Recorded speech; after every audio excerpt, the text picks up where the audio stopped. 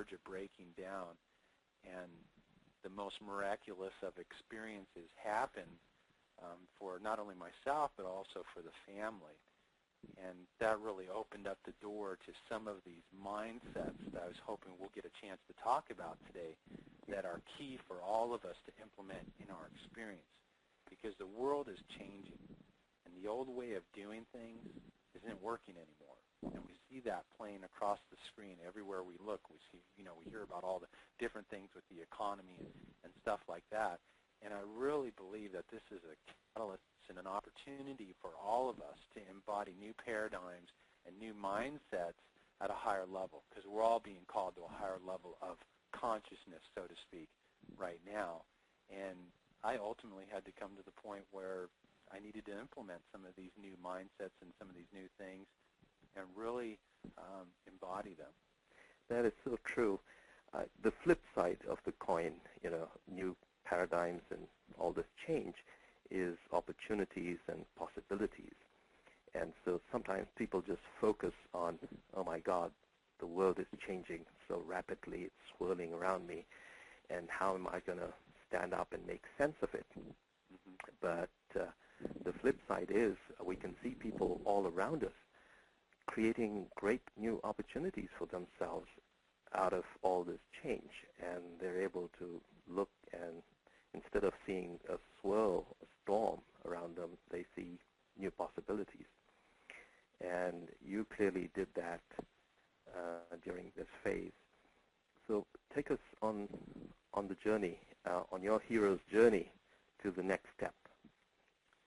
Well, I guess really to go back is to kind of really lay out what our situation was. I had come to the point where literally I was out of money. And, my investments had gone, everything over the course of 7 years. Investments, everything. Everything that I touched, nothing worked. I lost money. It was like, I'm like, what is going on here? What is this whole thing trying to teach me? And I'm a big believer in, hey, adversity and challenges are there to refine us, to help us to grow, and are ultimately opportunities for us to transform our lives, transform the person that we see in the mirror. And I constantly ask the question, and we came to a point this year where I actually had to pick up the phone and call my dad and say, hey, Dad, I'm in a jam. I don't know what to do here. I'm looking for a gig. I'm out of money. I don't have enough money to pay bills. And for me to do that, I hadn't picked up the phone and called Dad for money since I was like 16 years old, and I'm 47 now. And that was a very difficult call for me to make. But ultimately, what opened up out of that experience was a whole nother level of forgiveness with my father, because my dad worked the old model.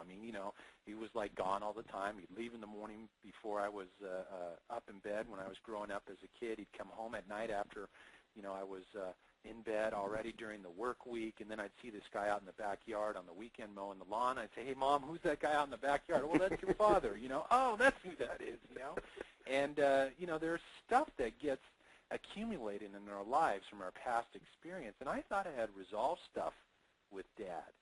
But what I realized when I was playing the same model that Dad did in just a little bit different way, remember how I mentioned earlier how I wasn't present, and I wasn't present with my kids.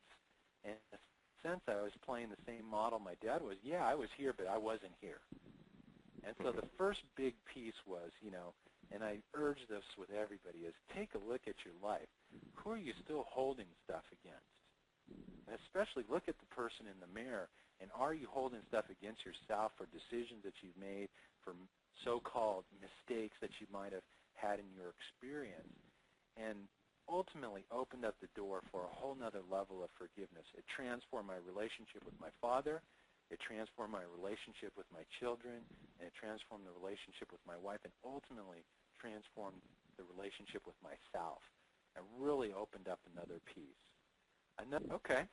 Well, why don't I give a little preface? This piece is one of the pieces in my musical prescription library. I called it alignment. It's really to help align our energy to optimize our energy. Everything is energy. Quantum physics has really redefined the universe, the world that we live in. And it's opened the door to looking at our energy and how by optimizing our energy, we can literally transform the results that we create. We can change our state of being. We can change our state of health.